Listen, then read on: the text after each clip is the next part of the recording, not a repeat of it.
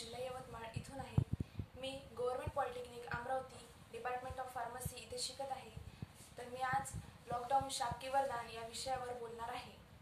Corona या महाभयंकर आजारावर काय मत व्यक्त करावं या विचारानेच मुळात माझ्या डोक्यात एक वादळ निर्माण झालं।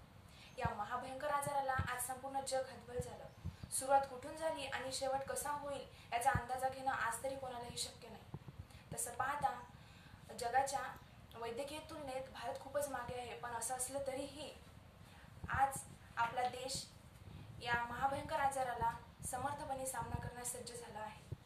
लॉकडाऊन या विषयावर मी माझी सहमती दर्शविते, कारण आज जगाच्या पाठीवर एवढा मोठा देश असताना सुद्धा आज आपले लाडके पंतप्रधान आदरणीय मोदी साहेबांनी जो हा लॉकडाऊनचा निर्णय घेतला तो कौतुकास्पद असून तो धाडसी निर्णय सर्व जनतेने स्वीकारला आहे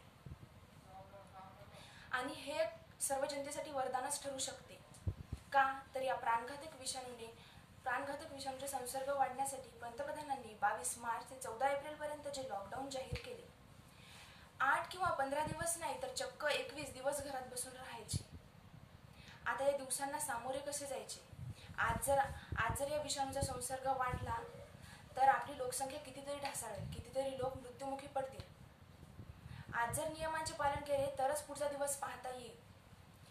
आता दिवसभर संपूर्ण दिवस घरात बसून करायचे काय? रोज टीव्ही मोबाईल पाहून कंटाळा आलाय। शेवटी कळाले की आपण या लॉकडाऊनच्या काळात काहीच करत नसल्यामुळे आपल्याला कंटाळा येतो।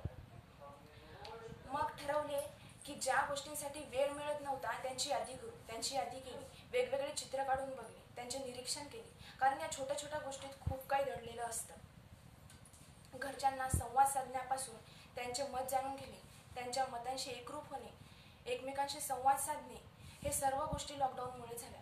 परिस्थितीला स्वतःशी जुळवून कसं घ्यायचं प्रत्यक्ष नाही तर अप्रत्यक्षपणे अनुभवले। प्रत्येक संकट हे सकारात्मक दृष्टीने पाहिलं तर संकट काहीतरी नवीन शिकवून जातं। समुद्राचा बांध घालणे हे सोपे नाही, पर्वत उपटणे देखील सोपे नाही, पण मनाला आवर घालणे हे त्यापेक्षा महाकठीण कर्म आहे। जसा की कोरोना एक राक्षस तर होताच, पण कुठून तरी एक देवदूत माणसांना नकळत शहाणा करत होता। दुःखी दीनदरिद्री लोकांना मदत करण्यासाठी लांबवलेला एक हात प्रार्थनेसाठी जोडलेल्या हातांपेक्षा उपयुक्त ठरू शकतो। त्यामुळे तुम्ही दीनदुबळ्या लोकांना, गोरगरिबांना, होतकरू विद्यार्थ्यांना होईल तेवढी मदत करा, हीच माझी कळकळीची विनंती आहे। समस्येला घाबरू नका, लढा द्या आणि जोरात बोला, होय मी जिंकणारच। कारण तुम्हाला या समस्येतून वाचवण्यासाठी सांगणारा, सूचना देणारा प्रत्येक माणूस हा देवच आहे।